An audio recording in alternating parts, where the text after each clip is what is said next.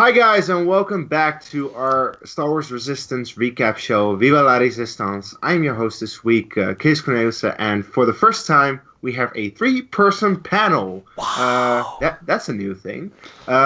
Before I introduce my fellow panelists today, we are reviewing episode 9, I believe, Secrets and Holograms, which sees the return of Torra, one of the aces. Yeah, she's heavily involved with Cass in this episode, which, that's fun, always. I already see the big grin on Mr. I Ship It All here. But before I go to my obvious co-host, as usual, Chris Doman, I'll introduce our new panelist, Nico Regoli. How are you doing? And, well, what do you think of Resistance?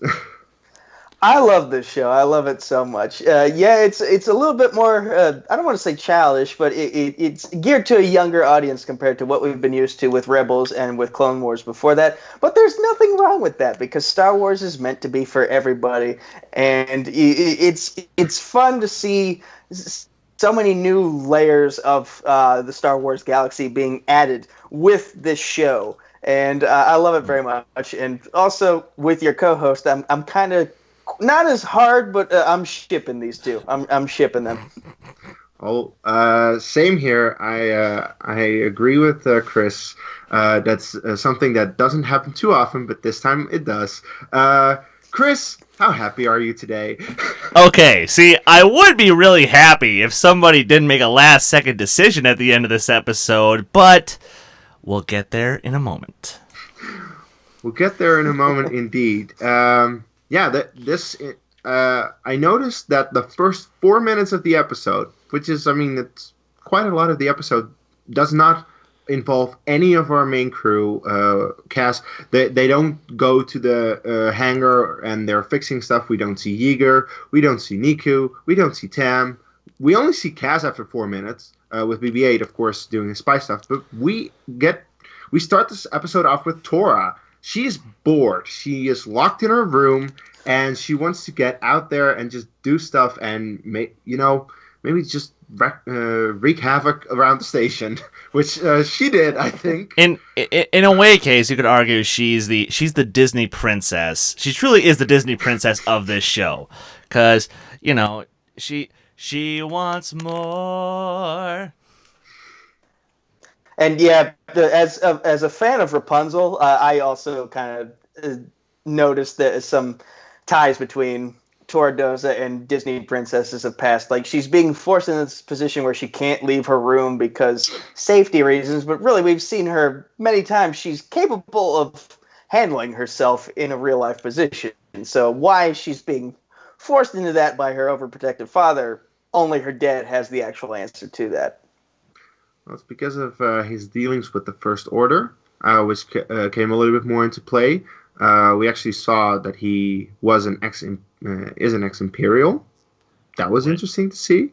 Anyway, I'll just open it up to you guys. Chris, your thoughts on the episode?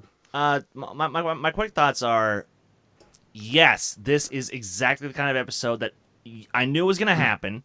I've been calling it since pretty much like episode 3, but this is exactly the way that I wanted this episode done, where we're finding out more about Captain Doza, and we're finding out more about his past, and also, yeah, it doesn't surprise me he's an ex-Imperial, and that's why the First Order are so interested in him, because it's like, hey, buddy, listen, you once fought on our side, you once saw our side of things, why don't you come join us, I'm finding a whole new respect for him, because he actually is somewhat resistant to, the First Order's offer, but like I said, man, it's gonna bite him in that. It's gonna bite him later on in the season. We'll see about that later in the season. Nico, what are your thoughts about Torra, her father, Kaz's involvement? First off, was that resistance pun intended or unintended? That was unintended. Okay. Just had to clarify. No. Puns are always intended because we love puns. It's true. Yeah, it was interesting to find out that Captain Doza, we now know why he's been a little shady. It's because he has that past as an Imperial officer. Torra apparently knows a lot about her father's dealings, so it makes me wonder, has she seen that uniform before? Does she know of her father's past? We find out she's very, very aware of Resourceful. things. Yes, resourceful of things going on the Colossus platform, including like Kaz. She found out that he has a past with the Resistance Navy, and now he's on the Colossus randomly out of nowhere, working as a mechanic. So she kind of picks up quick. This kid's a spy, and although Kaz, as bad of a liar as he is, she still can kind of see through it. Like she let Kaz have that moment, but I think we know that she knows that he is a spy. Also, I love how there are elements of like real life bleeding into the Star Wars lore. For example, Bubbles the space dog. That was a nice little addition. Doman looks like he wants to say some stuff about that, but just let me finish my thought here. Also, apparently the Xbox Kinect is a thing in this galaxy now. Yeah, that was weird. I literally when the thing started, I was like, "Am I watching like an old ass video game being played on like a Nintendo? I don't know what, or a Sega Genesis or something, or am I seeing a new episode of Star Wars Resistance?" Because I was honestly confused for the first couple of seconds, and I was, "Oh, it's training simulation for Torra." Okay, that's a thing. But it was fun to see that she is actually training, and then of course Cass wants to challenge her in that. Yeah, and I really like the dynamic between Cass and Torra.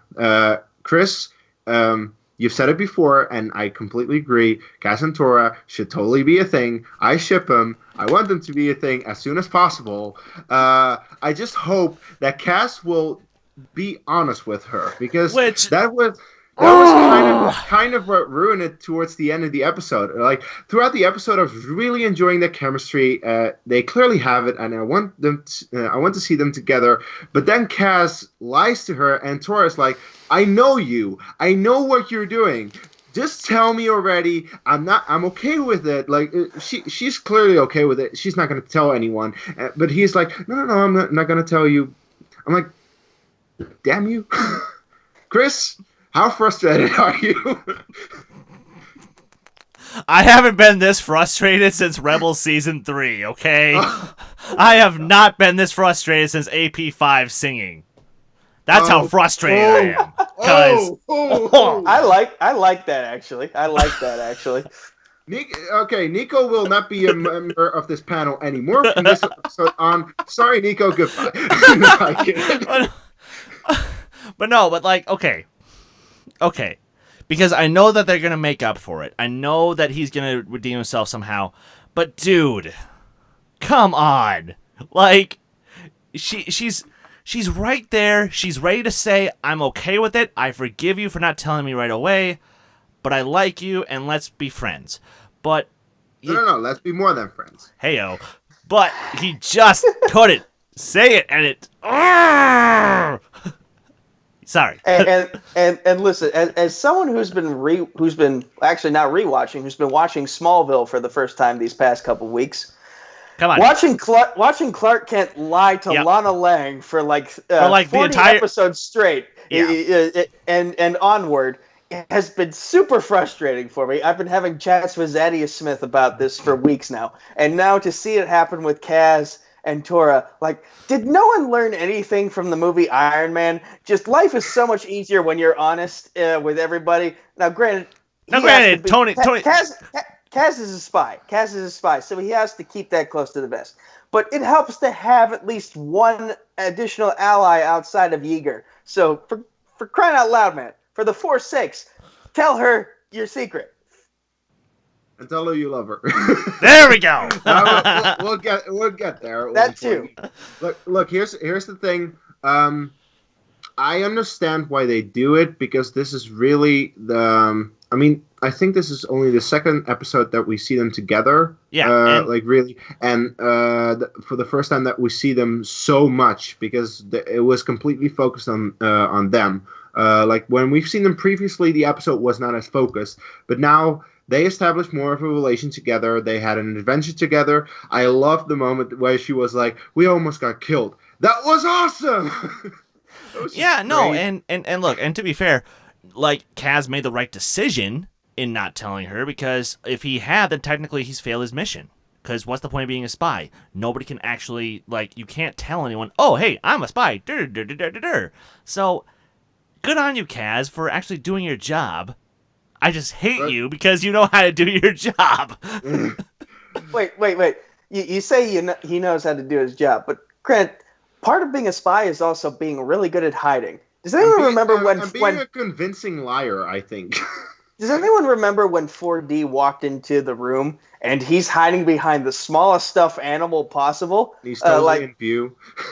Like, how did 4D not see him there? Well- It was so obvious. To be fair, I think 4D was just more focused on the fact that there was another droid in there, versus, so she was too busy yelling, "Intruder, intruder, intruder," which, by the way, for a hot second, I'm like, okay, if I was 5 years old, that would scare the hell out of me.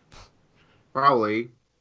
Yeah, no, that I can kind of forgive that because he was in the shadows, and there was a droid who was like in the light, the only light that he had there. So that was, I kind of bought that more than you did, I think.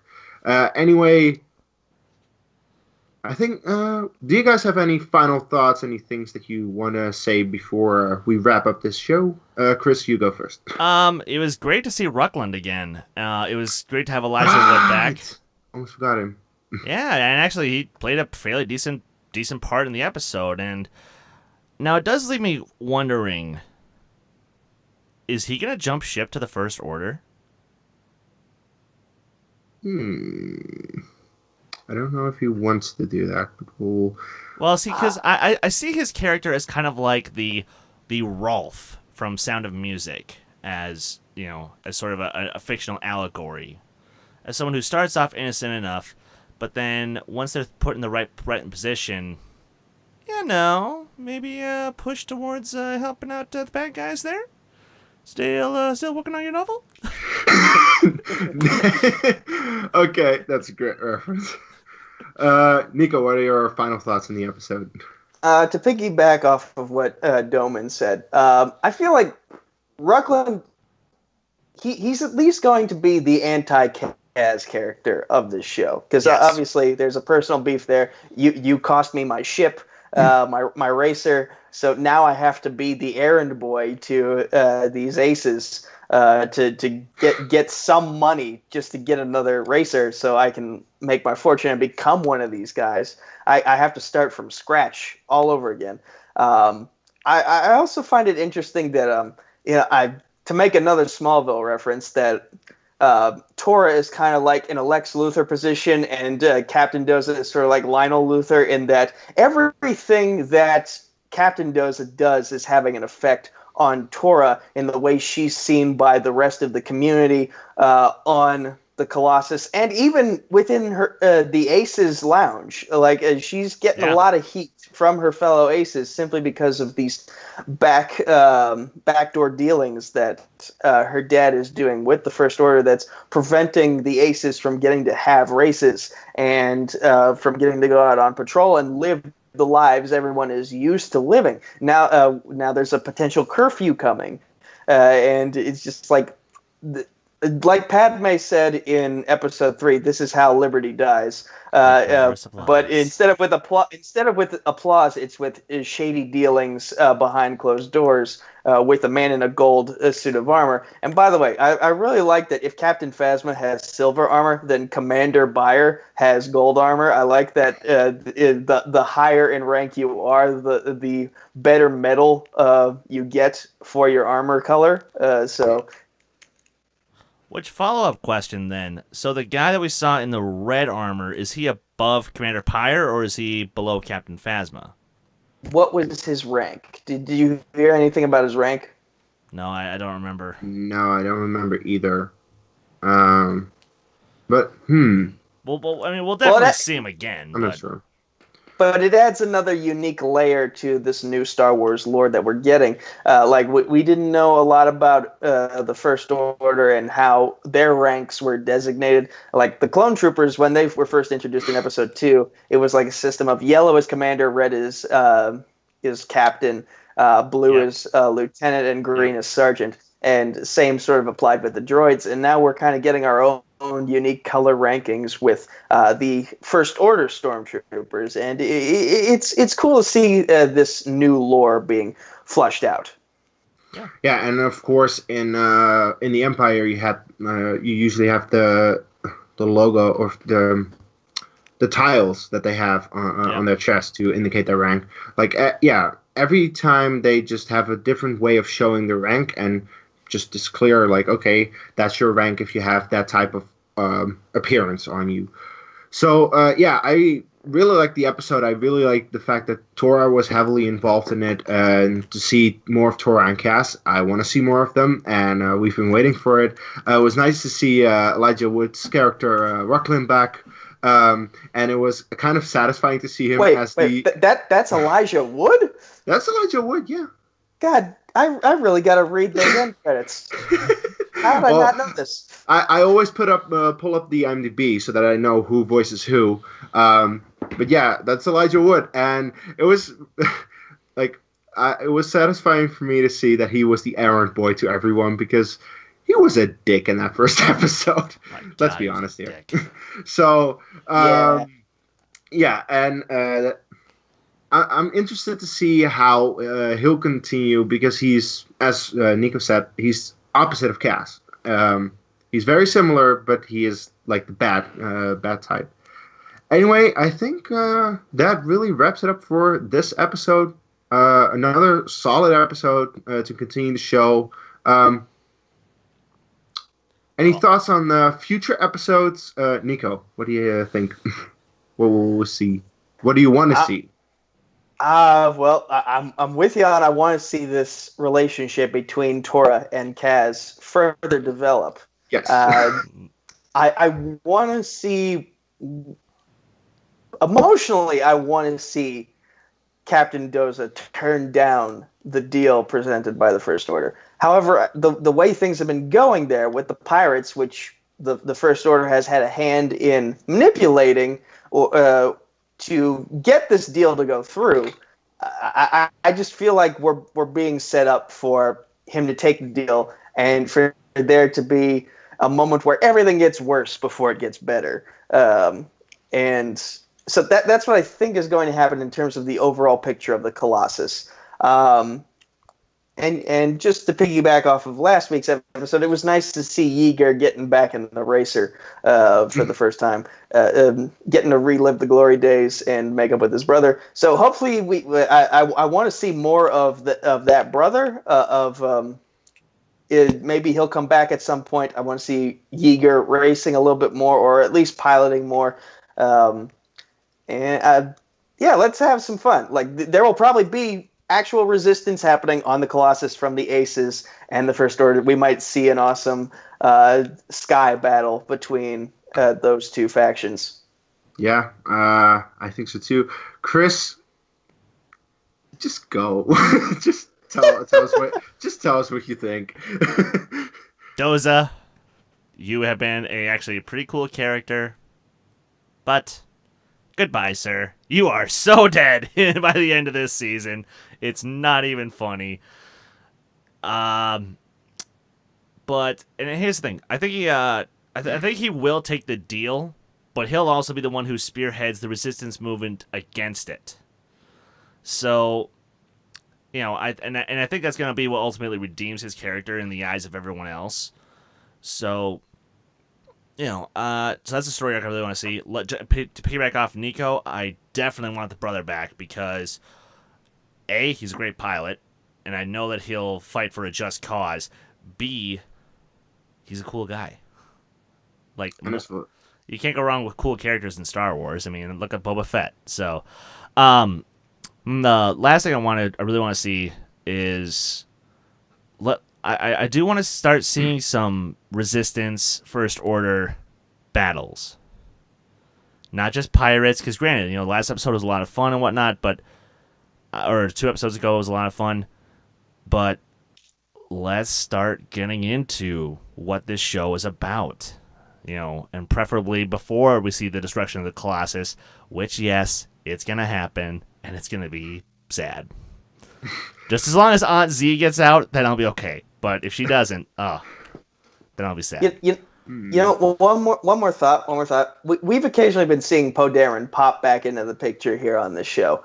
This is just, I don't know how many years or so this is after the Battle of Jakku, but it would be cool if we 30. saw like Roughly. So just a little bit before the events of Force Force Awakens. Awakens. Yep.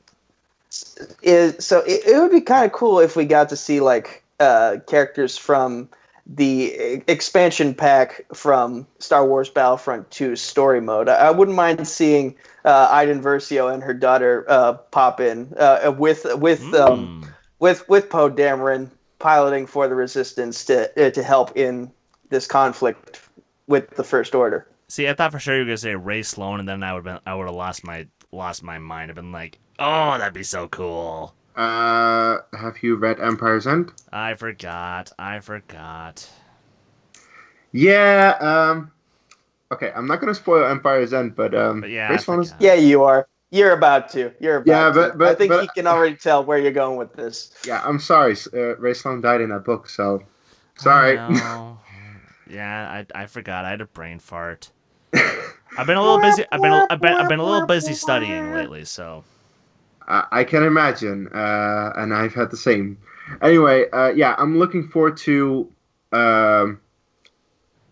more Torra and Kaz, more Doza and dealing with the First Order, and yeah, I'm really interested to see how that plays out. Like what side he'll choose, where his true loyalty lies. I'm also interested to see how Brooklyn is going to get back at Kaz, because I do think there will be a moment that he is going to pull something, and I don't know what, but I just want to see it. After this episode, I want to go back to the crew. Give us Tam, Yeager, Nico. I miss them.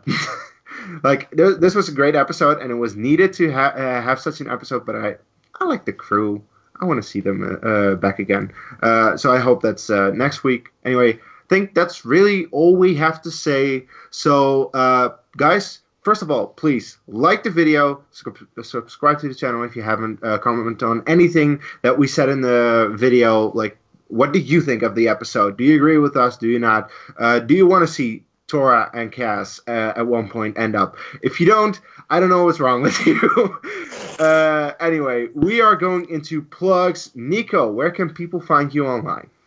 Facebook, Twitter, YouTube at Nico Suave Regoli. That's NicoSuaveRegoli. You can find me over at Film Nerd TV, helping out Hunter Chambliss with Combat Zone Wrestling Trivia. I'm in the semifinals, so stay tuned for that when that match drops. Also, Hunter Chambliss and I host a podcast called The Week of Wrestling. The name is very self-explanatory. And you can also find me over at Multiplex Entertainment. That's the name of the Facebook group and the YouTube channel. The Twitter is at MultiplexYT. The Instagram is Multiplex Entertainment Network. The TeePublic is just Multiplex. We have some awesome shirts, which includes Kees Cornelise's new shirt. It looks very much like an Imperial officer's uniform, like Admiral Thrawn's uniform specifically. And in terms of the schedule, Monday is Movie Warzone. Tuesday is TV Throwdown, both singles and fandom. Sports Battlefield is on Wednesday. For TV and sports, we need more writers, we need more editors, we need more hosts so we can keep those divisions going, especially with 2019 on the horizon. Thursday, 2 shows. One is the Co-Hoskers, which is coming soon, hosted by Caleb Coho and Jake Marangoni. Nope. I'm not going to check that one out either, especially considering also on Thursday, there's the Arrowverse discussion show hosted by me and Zaddia Seaman Smith. It is called Crisis on Earthplex, and with the big Elseworlds crossover happening next week, you should definitely watch our next 2 episodes. Friday is Fandom Fight. Stay tuned for Title Week coming up this week, because these 2 gentlemen right here will be competing for the inaugural Fandom Fight Teams Championship, and Case Cornelise will also be competing against Robert the Hobbit Parker for the singles championship. On Saturday is Nerdgasm. That's our debate show. It's been on a hiatus. I don't like debates, so I'm not going to be going back there anytime soon. And on Sundays, we wrap it all up in a nice little bow with my recap show, my talk show, Around the League with Nico. And also, from January 21st to January 27th, the John Regoli Memorial Trivia-thon, 4-thon, hashtag trivia, the number 4, thon. We're raising money through a bunch of trivia matches that I'm in throughout that week. For the Four Diamonds Pediatric Cancer Research Fund in association with Penn State and its annual Thon event in the name of my father who passed away from cancer back in January. We got a lot of matches happening between Multiplex, Full Metal, Jukebox Trivia over at Take 3, and of course Combat Zone Wrestling Trivia. The main event will be the championship match for Combat Zone Wrestling Trivia live on January 27th, so stay tuned for that because we just got a lot of great things happening with that charity week. Those were a lot of plugs. Chris, where can people find you? You guys can follow me on Twitter, Instagram, Stardust at Skywalker Doman. You guys can follow this channel right here, Dedicated Art, on Twitter, Instagram at D2A Channel. Please like our Facebook page. And yeah, Case and I were going for those belts. We're gonna get them. So help us God, we will get those belts. But otherwise, you can find my band Silver Nightfall all across social media at Silver Nightfall.